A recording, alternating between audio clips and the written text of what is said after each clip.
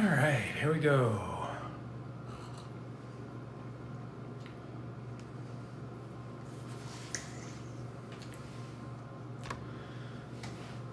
All right, as we hop on, we'll get into the mechanisms of autoimmune, really, but we can get a little more specific with regard to psoriatic arthritis, Still's syndrome, which is kind of rare, but it's more or less juvenile arthritis.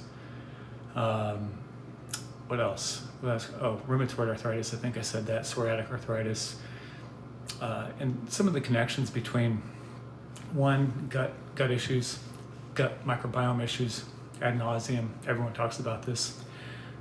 Two, inflammatory pathways that are attached to it, and certain things that you can do that actually help support those inflammatory pathways. So think of inflammation as a necessary process for repair, rebuilding, kind of like burning things down and then rebuilding. When it becomes accentuated, it becomes exaggerated, that's when you start seeing other problems occur, like an autoimmune condition. So autoimmune in and of itself isn't really a disease process. It is an immune system overregulation of tissues that are problematic. And so a very simple way of looking at this is, let's say you have Crohn's and we have celiac. There's an area of concern being the gut. Or let's say it's Hashimoto's, it's the area of concern being the thyroid. And the more that the body is having to deal with inflammation in these areas, geographically speaking, the more that your body has to come in and your immune system has to come in and take care of the inflammation, the breakdown of tissues, rebuilding tissues, and unfortunately, scar tissue. That's when the immune system becomes hypervigilant against your body. So it's a mechanism in response to basically fires being put out throughout the body. That's why you see more than one autoimmune condition in a lot of different people. And that's why we never really look and assume you have only one. Many of my patients through the years have, for instance, if they're Hashimoto's patients, there's several mechanisms of pain behind that. One would be just understanding inflammations behind it. Two could be potentially higher blood sugar issues, maybe some diabetes issues.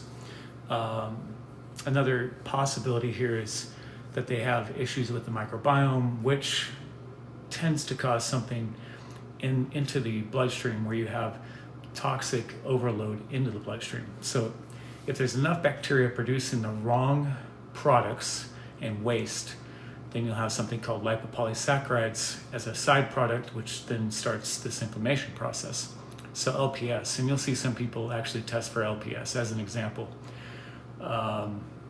Hashimoto's tends to have these issues as much as psoriatic arthritis or rheumatoid arthritis.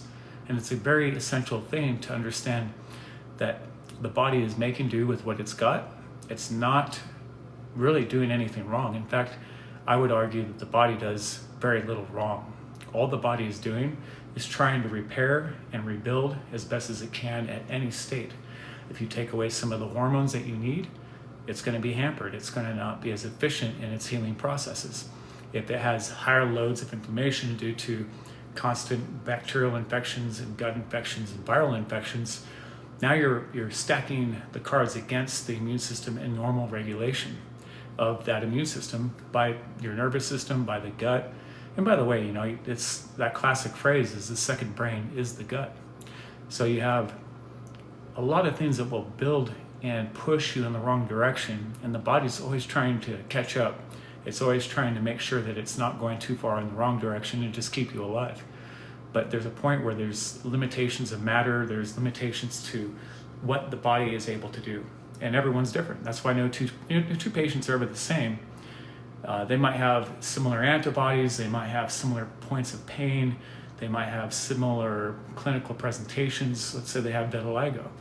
They might have issues with psoriasis, and some patients it's all throughout their scalp and neck and they don't have it anywhere else. Another patient might just have it on their knees. And then it can change at any time. So when we're looking at these mechanisms, we're always thinking about what's unique to you, number one, and wiping away the label of autoimmune disease really altogether. How many of you, there's 18 people on here, how many of you have autoimmune disease and had come to the realization that you were not the diagnosis they throw at you? Do a heart emoji. So if you've figured out by now that you are not the diagnosis they keep throwing at you.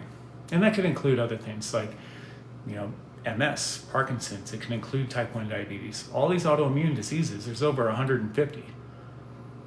All of them have one core mechanism behind them, and it's a dysfunctional or maybe overfunctional immune system. That's what it comes down to. That's why every time your doctors see you, general practitioner or internist or whoever it is, endocrinologist maybe it's a pain specialist, a rheumatologist, all they will do is try to figure out how to decrease the inflammation load or interfere with the immune system with something like biologics, Humira, whatever it is. They'll never actually go after the core mechanisms. They'll just suppress things because that's all they've been trained to do. Now, that doesn't mean that they're not smart. It doesn't mean that they're not doing their best. It's the standard of care, by the way. What they're doing is officially what the standard of care and the regulations statewide, nationwide in the country tell them to do. But they are almost never told how to help you eat better, or actually how to test you for foods that might be causing issues with rheumatoid arthritis or psoriatic arthritis or Hashimotos. They're not taught any of this, and very few of them actually quote unquote believe in it, even though it's nothing to believe in. It's a test. You can check a lot of different tests that are not within their insurance allowed or approved programs. That's what it comes down to, you guys. They are constricted. Many of these people, they're very smart. They're not idiots. You can't be a fool and get through medical school, for the most part. Actually, I've met a few that are certainly idiots, but that said, they can pass the tests. So the point being, are there tests out there way outside the insurance realm? And this is hard for people to get through their head. They think that their doctors have all the tests at their disposal. Well, they really don't, because if it doesn't fall within the insurance realm or maybe even the standard of care realm, they're not really interested in doing anything with that. They're not interested in looking above and beyond what the standard is. And some of them certainly could be doing that, but they don't either believe in it or they just don't want to take the time to learn about it. But there are those that do, certainly. So my point being is mechanisms of different types of arthritis, mechanisms of type 1 diabetes, mechanisms of hypothyroidism from Hashimoto's or Graves', autoimmune, gut immune system axis.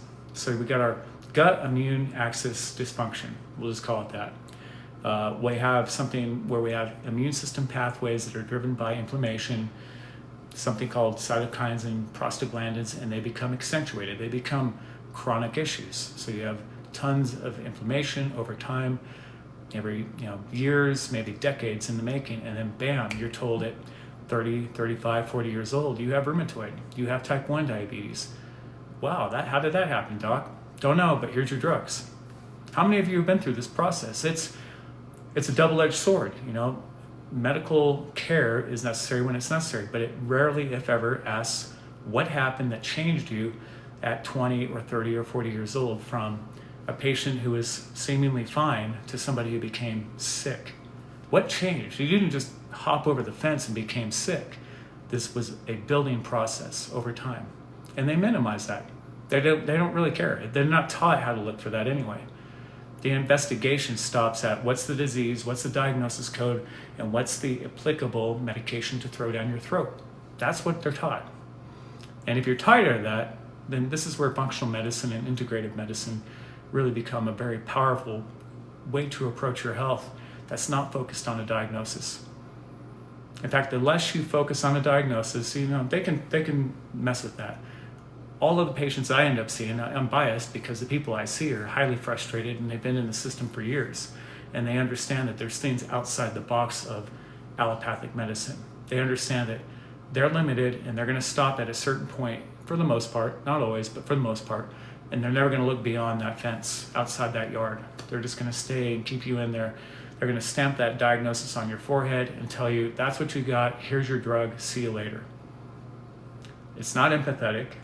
It's pretty short-sighted, and none of it is based in the idea of reversing a disease process. None of it is based in the idea of reclaiming your health that you did once have. Functional medicine is. Functional medicine is, if I can find 10 problems on this test and I can fix 5 of them, what will happen? What will be the next step if we see 3 or 4 points of inflammation, Let's say that we see your thyroid hormone is producing low or on the low side, and let's say your sex hormones are also low, so estrogen, for instance, or progesterone, or testosterone, especially as a female. What are we going to find out there? If we can improve your sleep through the use, if necessary, if it's applicable, if we can improve your sleep with something like progesterone, because you actually need it, not because you're stressed out of your gourd, your cortisol levels are through the roof all day long, your blood sugars are dysregulated. I'm not talking about that. That has to be handled before you just hop on some kind of hormone. What happens? You start to heal. Your body, you actually start to sleep, which is most of your healing right there. Your healing happens while you're sleeping. That's the one way to start the healing process. So if you haven't been told any of this, you might want to step outside the box and say, okay, well, what am I missing here that I've been following the directions, I've been following the authoritative version of what my health should be for years or decades, and it's still not really getting better. Do a thumbs up if you've been in that process, or you're in the middle of that process, I should say. Do a thumbs up if you're in the middle of that process. You're realizing that they've used up all of their, let's say, their tools, the ones that they're willing to use with you, and you're finding, oh, this isn't going anywhere. Do a thumbs up if you're in the middle of that.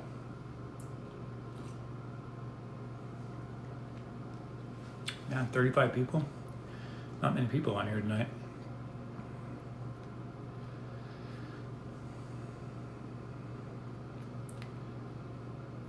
So nobody out of 40 people. Yeah, this is a rough crowd. Oh, here we go. Okay, Cooper, thanks for the gifts, by the way. Number 3 spot there. Susan.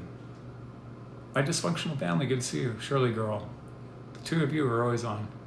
Good to see you guys, as always.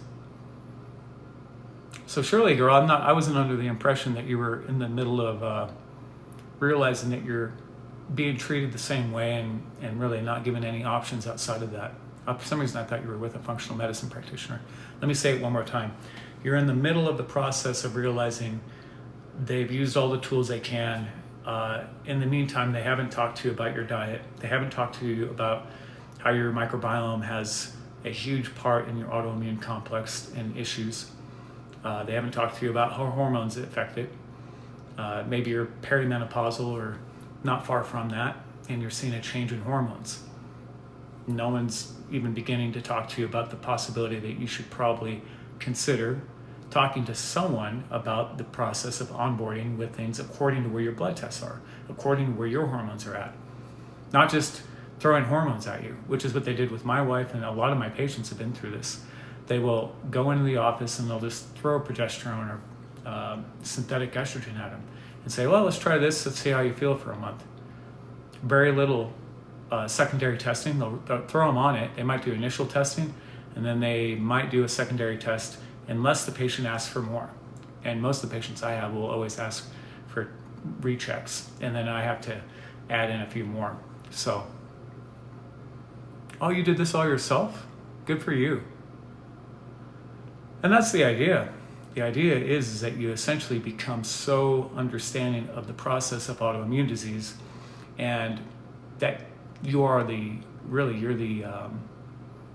artist behind what needs to happen. You're the one that has to put the work in. You know, someone like myself, we interpret the blood work, we interpret what needs to change. We need to coach you into the process of how do you change how you eat, how do you improve your sleep hygiene. You know, are you getting to bed at night on time?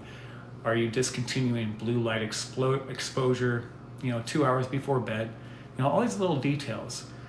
Your doctors won't tell you this. And this isn't really a knock, it's just an obvious thing. It's very obvious when you start understanding that they don't have any interest in diet, they don't have any interest in what blue light does to your body, your brain, your nervous system, and hormones. It's just not part of their system. My problem is out-of-pocket costs. I'm on a fixed income. Everyone is. In this day and age, when we see a 30-40% increase in food, usually there's 2 ways to look at that statement, and I definitely appreciate it. Is one, when people say that, I would say that they have priorities quite often that are above and beyond. So what they might have a priority for is making sure that they go out for coffee, or they might be doing things like, planning trips every year. Everyone has these little details that they want to make sure they get. With the patients that we see, because the costs are not covered by insurance, and that's part of the problem, is if I had my way, of course it would be. I don't think there's anyone out there that's got a brain between their ears that would say, insurance is a waste of time. If it was actually useful, it would be called health insurance, not disease management insurance. And that's where that crux of the issue is they've tricked everyone into thinking that you have to have it, and then it's really for end of life care. It's not really to make you healthy. It's there to make sure you get on prescriptions. Right now, by the time you are 20, it's conceivable, and in the research, it's showing that you'll be on 4 medications. And females, by the way, I think are 4 times more likely than males to be on medications. Guess which ones? 4 times more likely if you're a 25-year-old female. 4 times more likely. What medications have they put these women on? 25 years old. Court, can you have a positive ANA? Whatever slight positive means, I don't know what the titer is there, but there are certain things that can actually drive that up, like medications, that can make it look autoimmune or injury. So yeah, you could be positive, but not, you could have a positive test, slight positive, but not be actually, lupus or something.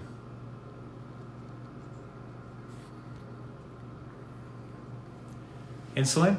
No, not quite that. But depending, you might see them on a psychotropic, an antidepressant. How many of you on here right now are, let's say 35, 40, we'll go 40 and down, and have been told you need to be on an antidepressant? So how many of you are 40 years old and been told you need to be on an antidepressant? Do a heart emoji.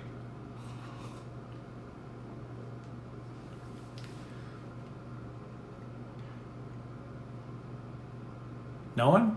Wow, okay, cholesterol medication. We'll do cholesterol medication, blood sugar medication, antidepressant, and what's another one? Oh, birth control. Number 1 right there, birth control. Coco was told during her late 40s. Okay, so I'm close enough, right?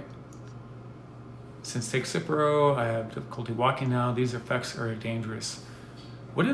Christy, what was the explanation that was given to you with regard to the use of Cipro and that side effect? Did they deflect? Did they dismiss it? Did they say, "Wow, that's not good. We better watch you"? What was the handling of that by the healthcare providers that were involved? Hopefully it was for the best. Hopefully it was positive, right? Amy Shannon, cholesterol IUD. There you go. IUD and cholesterol medications. You got it. So that makes sense, because right now what we're seeing is a huge group of people, women, that are becoming more autoimmune. That group of people are becoming autoimmune in the US anyway. And then, of course, we have the blood sugar issues, we have PCOS, we have endometriosis. In this country, it's growing. Now, that said, why would that be growing in the US more so than any other country in the world? They told me it was side effects that can take weeks or months or years to heal from. Isn't that amazing? So she's given an antibiotic, and I'm not going to say whether it was necessary, not necessary, but what I will say is if a supplement did that to you, what would happen to that supplement company? Anyone want to guess? So if she's having a hard time walking after using Cipro, which I understand, maybe it was a life and death situation. I don't know what the situation was. But if it was a supplement, what would they do to the company that makes that supplement? Coco Magallian? I don't know how to say it. Coco Magallian? I'm sorry, I don't know if I'm saying that right. What is the real cholesterol numbers? Because we know they've been lowered to push meds. That's a great question. So, Coco, you are, which one were you? Well, let's just say this. If you have a thyroid issue, a hypothyroid issue, you're going to have higher cholesterol. If you have blood sugar issues, you're going to have higher cholesterol. Right now, the estimates are at least, 35 million people are diabetic and pushing 70, 80 million pre-diabetic. All those people are going to look like they have cholesterol issues for the most part. The diabetics more than likely will. At least 3/4 of them will look like they have cholesterol issues, when in actuality they're having blood sugar issues, which drive triglyceride synthesis and LDLs, and it's going to drive high sensitivity C-reactive protein up. It's going to drive potentially other inflammatory markers up. I mean, if you think about it, lots of glucose in the blood is a very inflammatory fuel for the destruction of the endothelial lining of the vessels. Not to mention things like chlorine. Chlorine as a cation, or an anion rather, is very inflammatory to your blood vessels. Chlorine by itself, the stuff that they put in our water supply. So go figure, right? So the real numbers, I always attach it to what is your number for total cholesterol, HDL, and LDL look like in your past, when you were still healthy, when you were feeling pretty good. We want to compare it against that. I don't really care what two people sitting next to each other, that means nothing. And you could certainly argue right now that the cholesterol means next to nothing. It's just a sign of other things going on in the body in the first place. Just like I said, it's a reaction to other less than ideal physiological processes happening at that time. And what it's an indicator of are things that need to be handled. So if you're a Hashimoto's patient, hypothyroid, you're going to have higher cholesterol levels. Do you want to just have someone tell you, oh, well, you need cholesterol medications, or actually have them give you something that your body may need? And that might not be in the form of quote unquote a medication. And this is all just for education. What I'm saying is, if your body makes plenty of T4, but it can't convert T4 thyroid hormone into T3, what's the use? Why even give you T4? Especially if your body is making T4 hormone. If your body's making thyroxine, and then they tell you T4 hormone in the form of levothyroxine is what you need to lower your TSH, you're just going to sit there and it's just going to build up and potentially interfere with thyroid hormone conversion and production in the long run. So that's why quite often T4, T3 combinations are superior to it. Your doctors won't tell you that. They've been taught that the only thing that you should be taking is synthetic T4, Synthroid or levothyroxine for the most part. So the normal applied to cholesterol levels, going back to that great question, is really where the person's at in their own physiology and their state of age and their current health status. It's like we don't have to really worry about that too much. But the official version of what's going on is that if cholesterol is high, it's just a massive red flag that says you need their medications, of course. And then there's little to nothing told to you about what to do about it past that. If I'm wrong, just tell me. If you have a doctor that said, okay, here's what we're going to do. We're going to eat a very low glycemic diet so you don't spike up your triglycerides and you're not storing these sugars and gaining weight. And we're going to encourage higher protein and slightly higher fat levels. Has anyone had that from a general practitioner, from somebody who's in the mainstream? If you have, do a thumbs up, because it's great. There are doctors out there that very much. I had a patient this week. Her PA told her, or no, it was a nurse practitioner. I forget, nurse practitioner or PA, one or the other. And this patient, this is Monday. She's been with me a decade now. 78, formerly diabetic, and doing excellent. Always things that we need to fix, but she's doing excellent.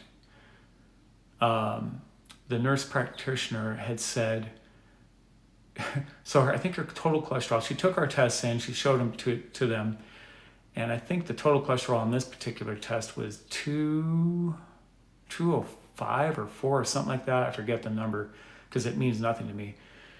And on the other side of that, HDL was somewhere around 55, 60, decent, and LDL might have been just around 120 or something. And the nurse practitioner said, you're a former diabetic and these are your numbers. She goes, don't ever go on the cholesterol medications. And she was talking about her former practitioners that were treating her.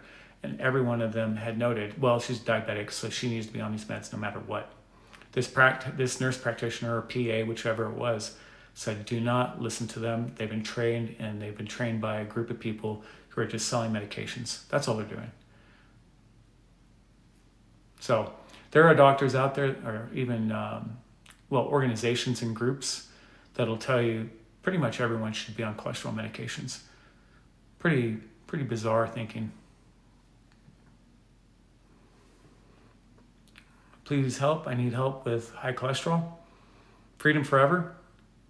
Shoot us an email. If you need help and you're worried about it, we need to figure out what's going on.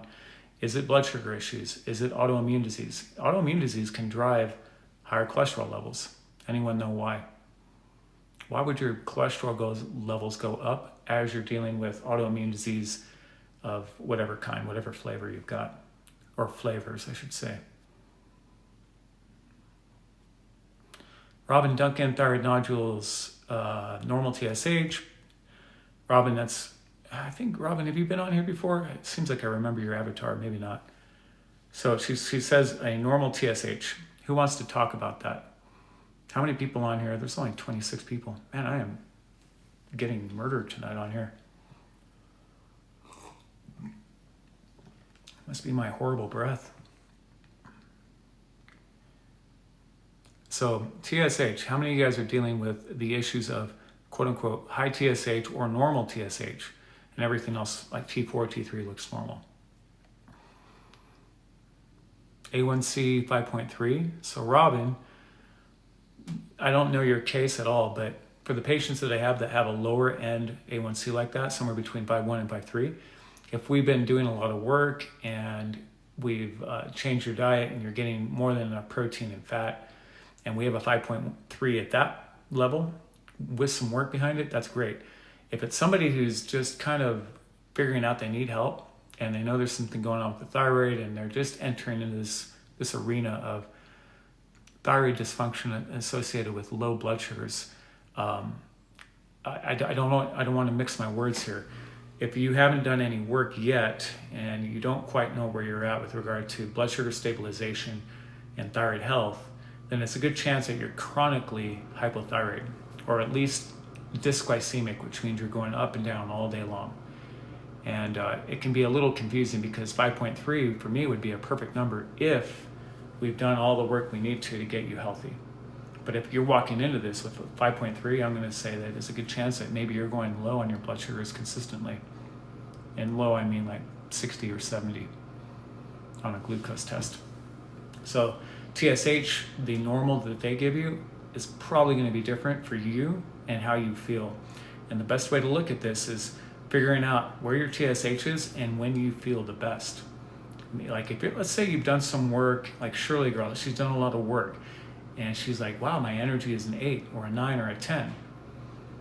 Right then and there, especially if it's been for a week or a few weeks, go in and get the TSH and everything tested out and see if you can get a pattern established for where you feel certainly at your best, if not improved.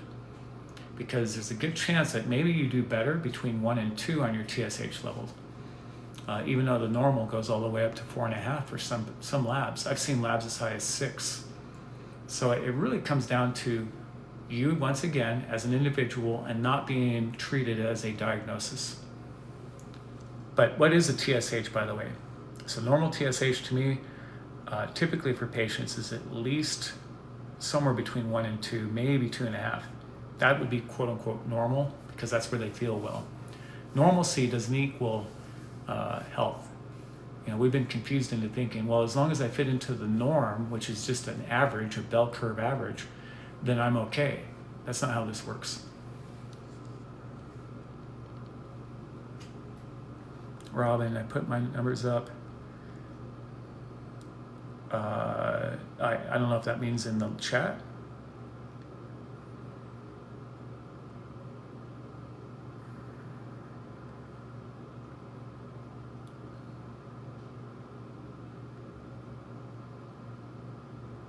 Marcia, hello, Brazil. Hello. I don't speak Portuguese, otherwise I'd say hello, whatever. I don't know if that's hola or what.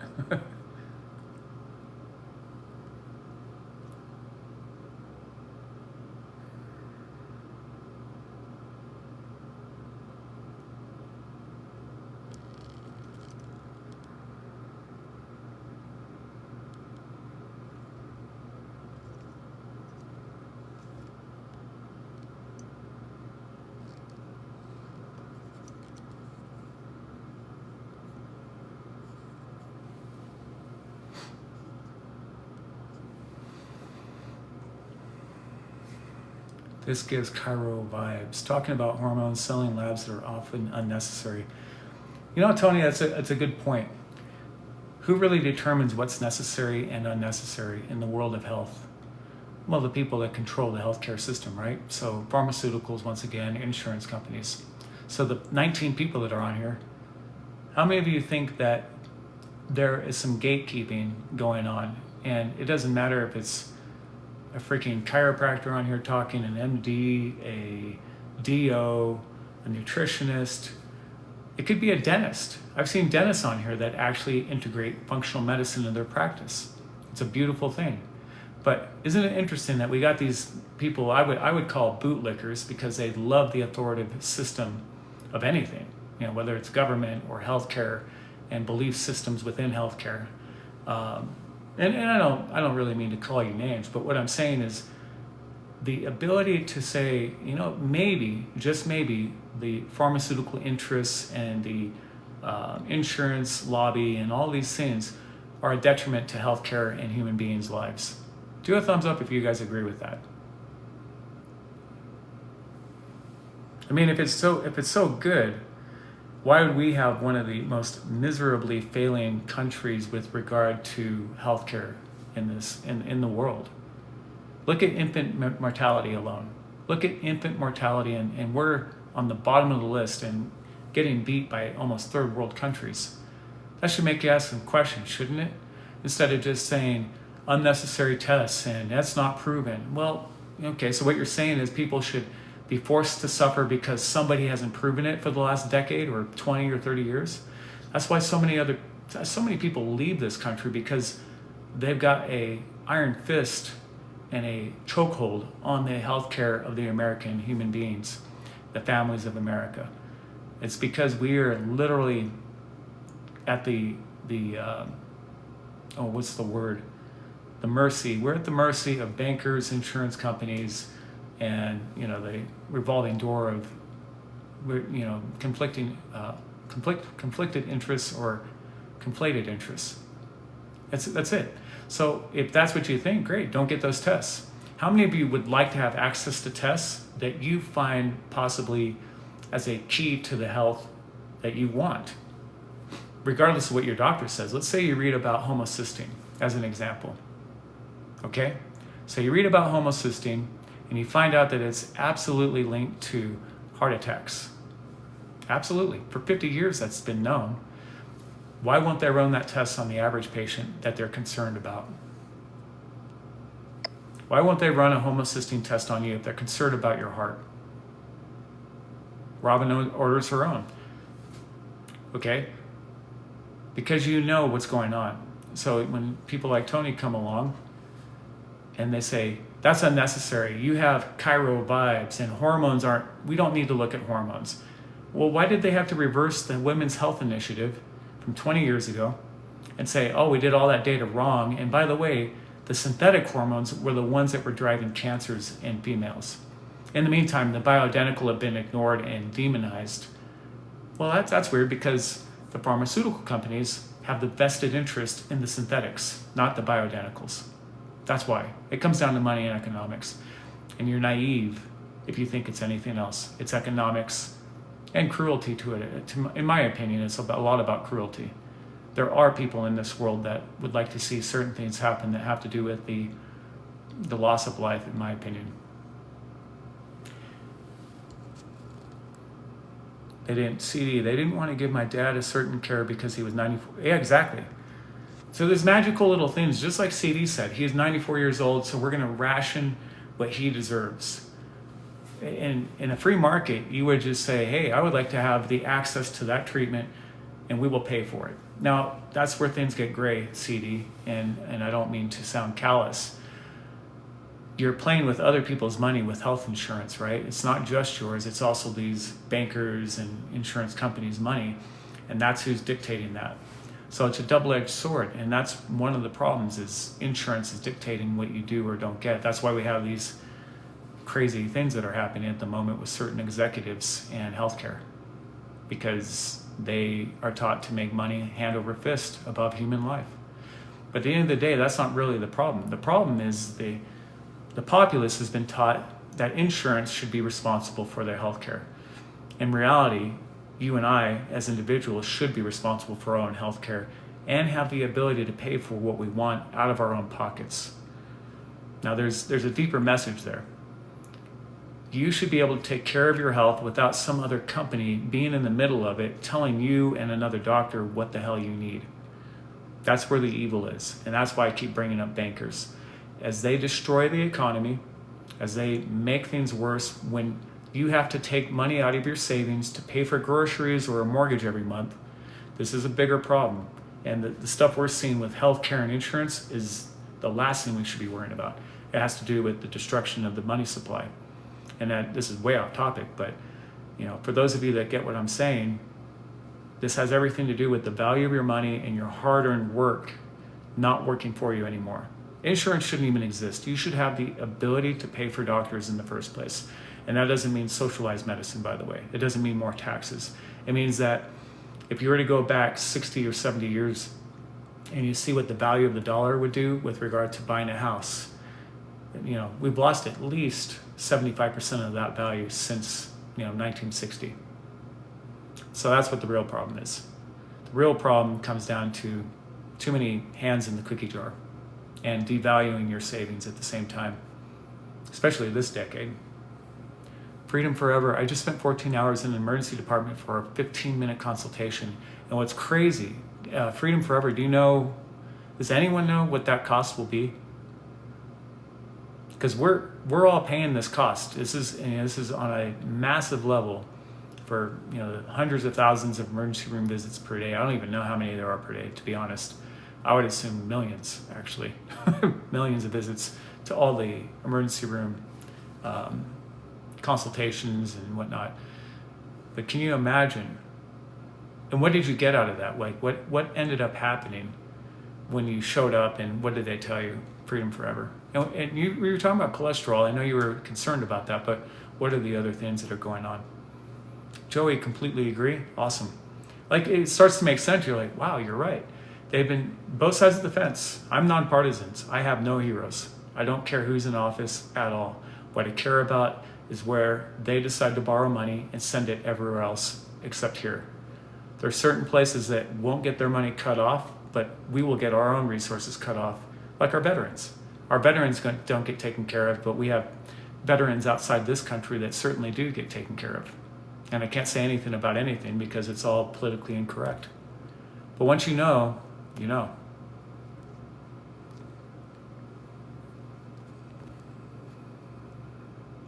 Bella Love Angel, someone's platelets are 26. I need context. I don't know what else got going on there. Freedom Forever, yeah, better testing. So going back to the point on hand is, would you like someone where, like Tony, the small thinker, and I mean that with some level of respect, he's thinking small. Well, one, you're not the right profession. You don't have the right degree, so you shouldn't even have any access to talk about anything. Well, unfortunately, I do. That's my scope. In fact, it's funny on here. You'll see on TikTok, the healthcare professionals that are in here that have the only right to talk about anything with regard to physiology happen to come from the most authoritative version of it, which is pharmaceutically driven. Let me say that again. The only group of people on here that think they have a right to talk to you about anything with regard to health happen to carry an MD behind their name. Otherwise, you can't be anyone else except them. And even some of them are so divided that they would say, well, you can only talk to a dermatologist about skin lesions or skin cancer or whatever. Well, I'm not saying don't talk to them, but how many of you feel you have a brain big enough between your head that you can actually do research for yourself and come up with some ideas that might improve your health instead of just the dermatologist, who generally will tell you, I don't know what you got on you. Let's try this steroid. How many of you know what I'm talking about or been through this?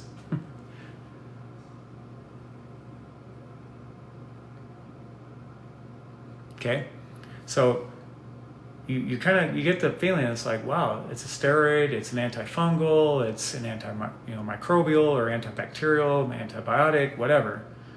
And you start realizing their toolbox is pretty limited. And I'm not saying it's not necessary, some things are for sure. But for every 100 people that go in, how many things are they going to throw at those 100 people that are actually going to be effective and be long-term and give you better health? Truly whole health.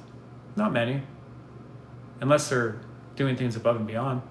For the most part, what they're going to tell you is you can eat seed oil, it's fine. Eat as much as you want. It doesn't do anything. Make sure you wear sunscreen, right? Interestingly enough, skin cancer is the worst here in the United States, another type of cancer. Here's another stat. Every cancer known to man has increased by 50 to 500% since the 70s in the United States of America. Every cancer known to man has only increased since the 70s. Now you'll have two schools of thought, and I'm sure there's somebody on here that'll be the apologist for what's going on. The point of that is that if things are so great, why are things looking worse as time goes on? And what they'll say is, oh, we have better diagnostics, better ability to see it and find it and blah, blah, blah. It's kind of convenient, isn't it? How many of you think that's a little bit, I don't know, suspect?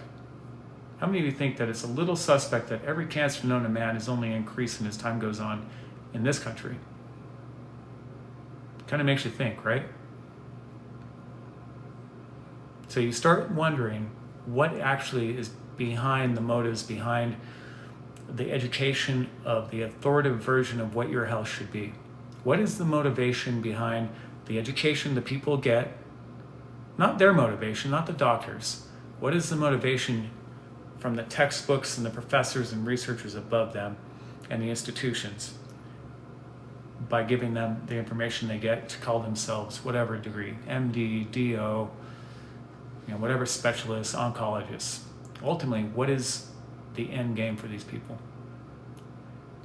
I would say the doctors themselves would love to save lives, but the structure that's above them has a different God.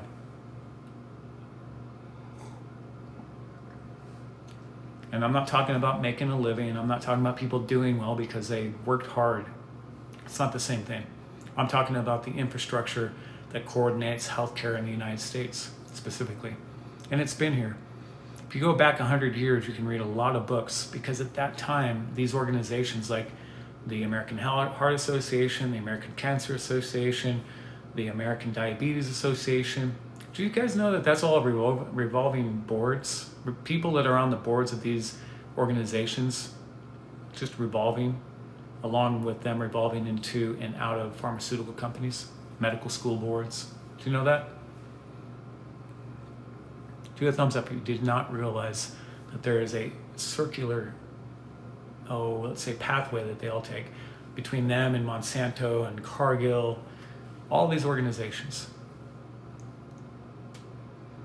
So when you start doing enough research, you start asking the right questions, like, why did they try to drive all the non-pharmaceutically driven healthcare professions out of business 100 years ago? And hopefully there's an apologist on here. I'd love, someone can have their own opinion.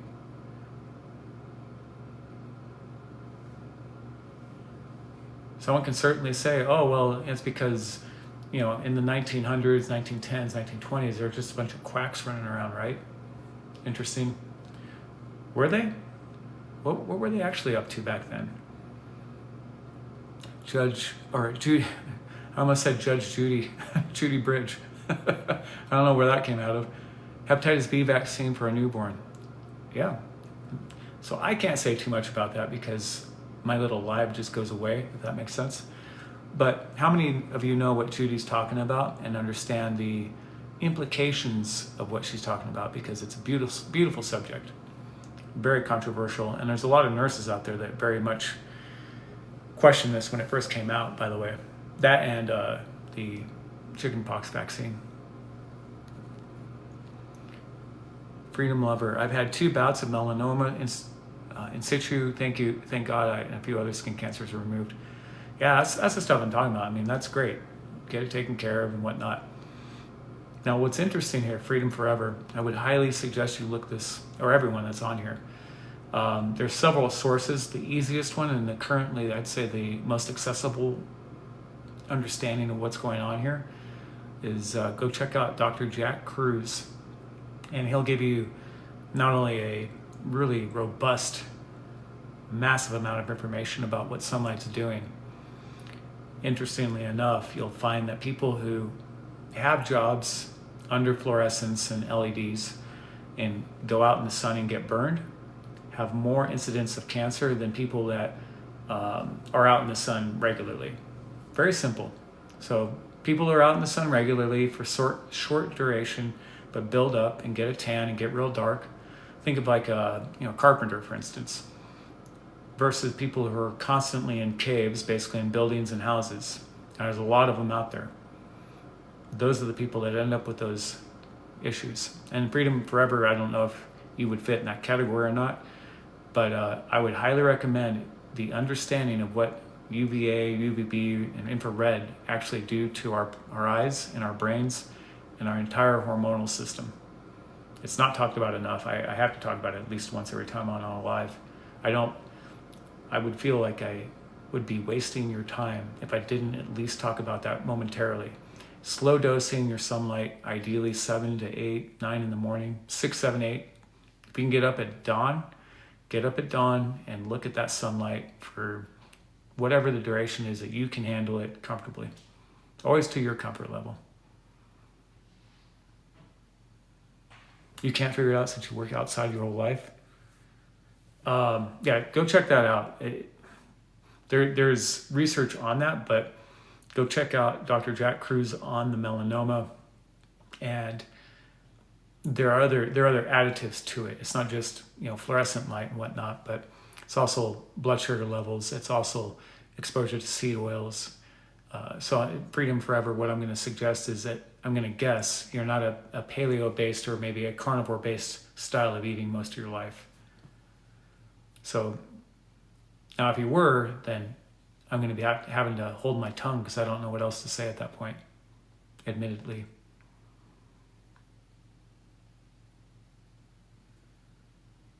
Oh, yeah, Robin. Robin, you were on here before. I knew I'd seen your avatar.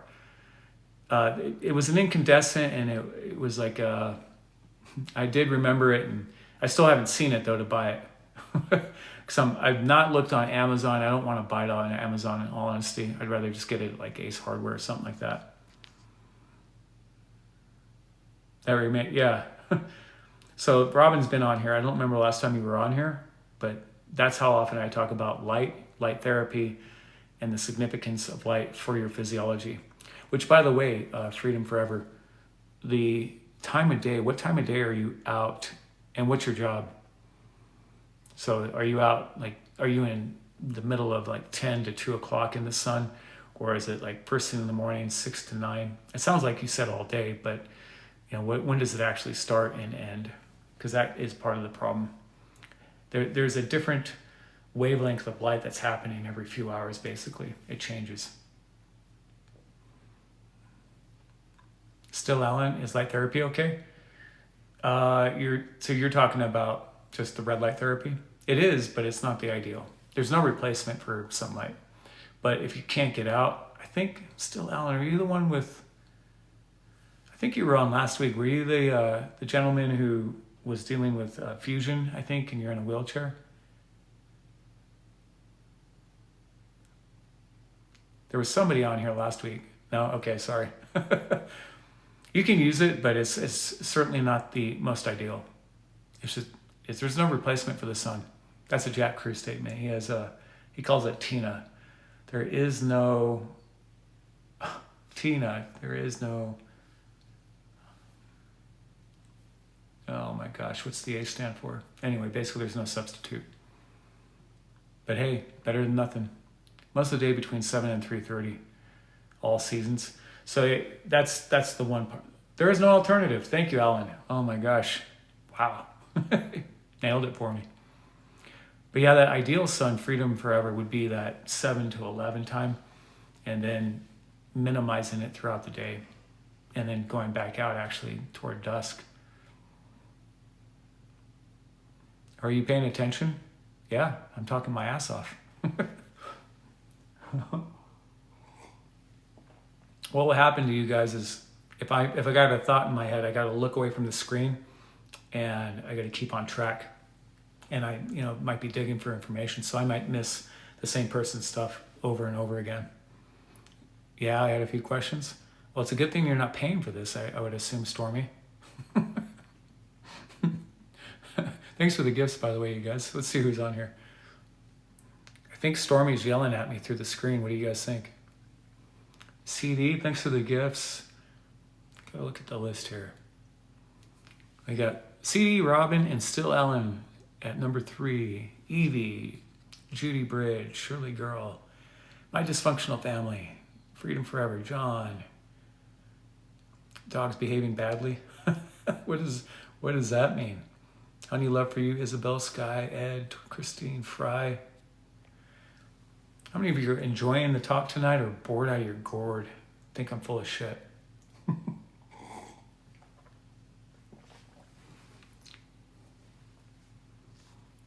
About high cholesterol? I didn't see it. I think what happens, Stormy, is I'll get into, one person will say something about it and then I just take their little story and then I run with that one. It runs in your family. Have you been checked for the genetic component of it? Robin, great content. Thank you. Shirley, love it as always. Thank you for being on here. Still Alan, thank you. Thanks for the comment, by the way.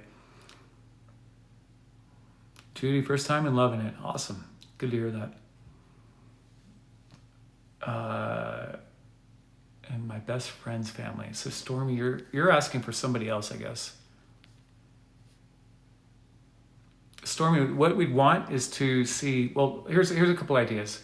There's a genetic component that you could have higher cholesterol. That's, if it's in the family, I think that's what you said, it's in our family, then we've got that. Now, here's the piece you'll have to make. If you get thorough blood testing done, and more importantly, you start looking at inflammatory markers. Here's some I'm going to tell you can write down and have her doctors suggest that they take. First one is high sensitivity C-reactive protein. It's connected to autoimmune disease, bacterial infections, and cardiovascular disease.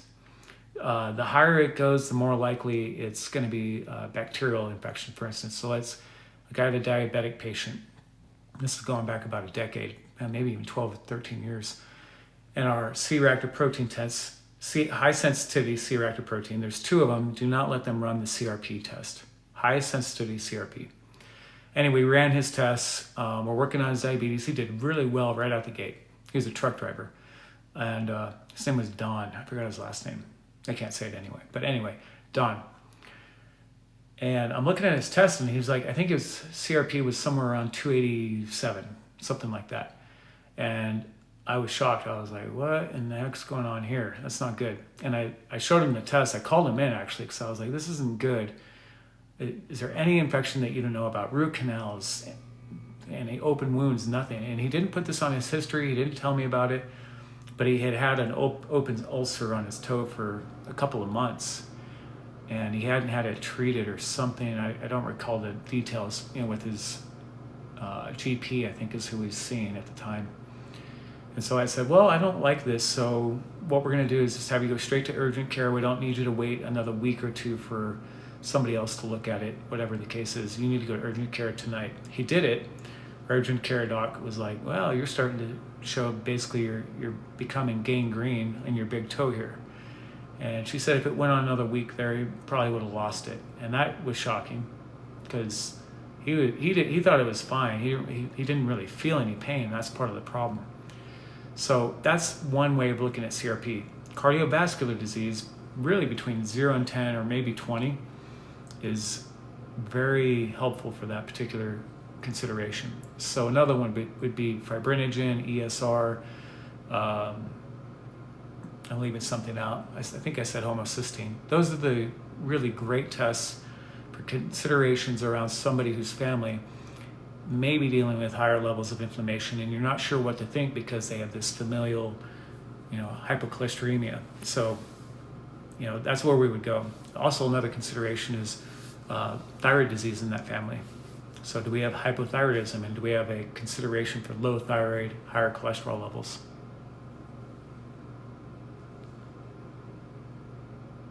You remember, Robin just said it was optimal. Anything below 1 is optimal.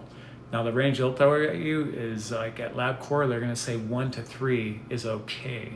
No, below 1 is optimal. So I'm assuming that's what you mean.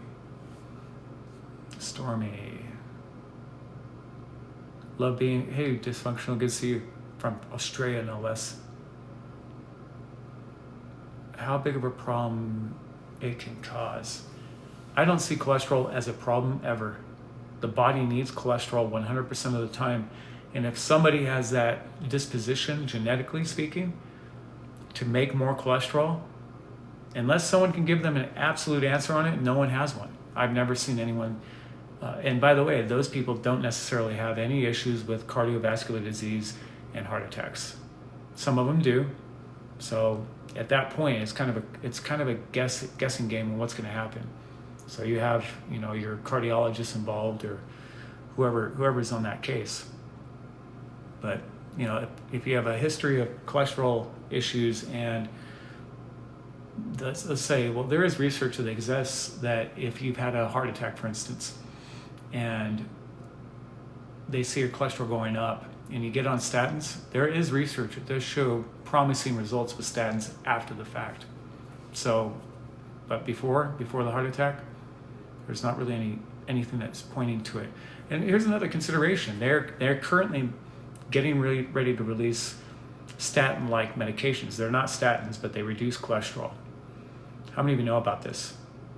Do a thumbs up if you know what I'm talking about.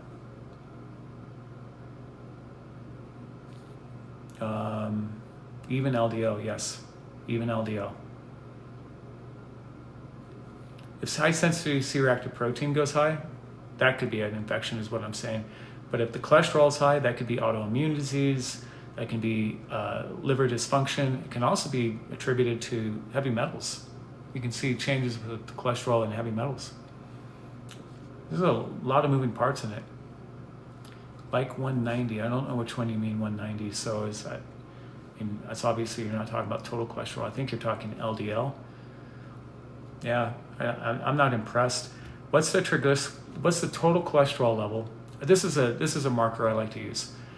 Your total cholesterol and your triglyceride at about a 2-to-1 ratio. That can be helpful. So, for instance, if the total cholesterol is 210, is the triglyceride at least around 100? 2-to-1 roughly. I'm way more interested in those two numbers. Triglycerides are, to me, the most important test, and the rest I don't even really care about. As far as like, what do we do about it? I don't know. I can't say it'll be fine. I don't know anything about that case, Stormy.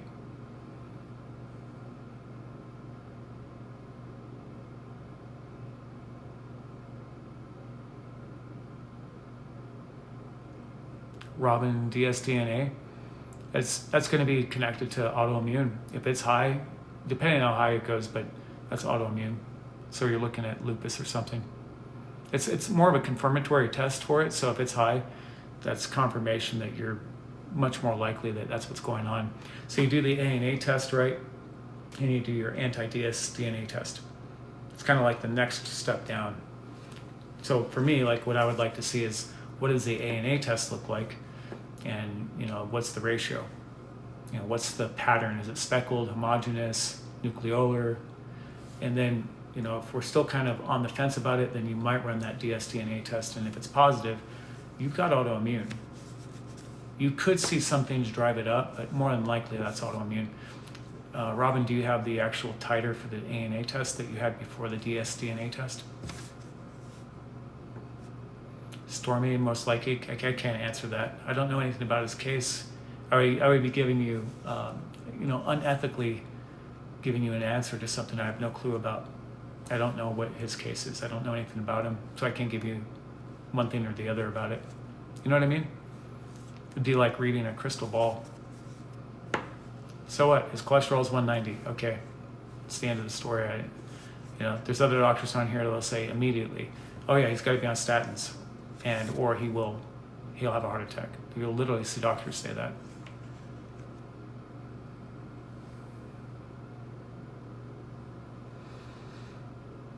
CD 200 cholesterol and a 55 triglyceride. Okay, Yeah, it's a lower level triglyceride there. I start thinking about, different things like liver function, autoimmune possibilities. It's not, you want more of that 2 to 1. So if it's 200, maybe no lower than 70. 55 is a bit low. Yeah, it's the number one selling medication, statins, right? I think it is still, right? I think statins are still number one selling.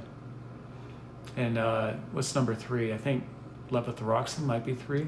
Gosh, I used to know those, the top 5. Judy, thanks for all the gifts. Thanks for the good information. Glad you enjoyed it. And going back to Robin, the key here is if you're starting to see these other tests that are down the line from ANA be positive, okay, how many more tests do we need to run? Do we need to run anti-Smith antibodies? Do we need to do, even more advanced tests for Sjogren's? At some point, you start realizing, okay, fine, those tests are positive. If there's not a lot of pain and symptoms that match what they're looking for, they're still going to be ho-hum about what's going on. That's kind of the travesty in autoimmune diseases. Patients think that they're okay if they don't have the symptoms, but in reality, if you're a Hashimoto's patient, and I don't know if I have anyone on here at the moment that is, but let's say your antibodies are, TPO is like 30, not 34, but 30. Those shouldn't be that high ever. They really should not go up, and there's nothing that's going to drive that up. That just happens to be where, I believe it was the Endocrine Society that said 34, or maybe it was LabCorp and their advisors. Maybe that's their standard, because I've seen different TPO levels and much higher. One lab, I don't remember which lab it was, but it was like 60 and above was positive for Hashimoto's. That's like TSH. Some labs will say 3.5 is where they would like to see the top end, and others will say 4.5.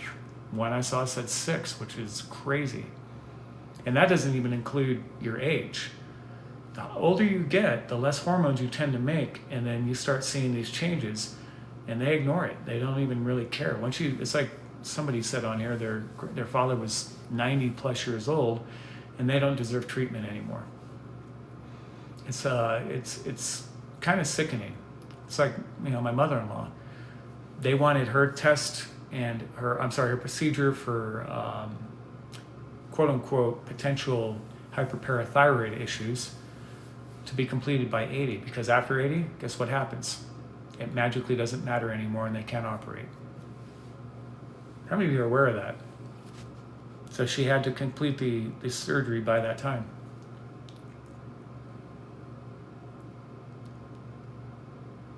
Positive, once negative, no matching symptoms. There you go. Advice panel, all good. DSTNA, barely high. It shouldn't be high though. What was an ANA test though?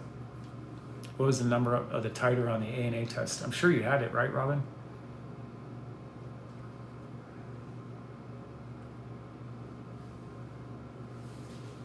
Face by Grace, good to see you. I hope all is well in your world. I don't know if you're still on here or not.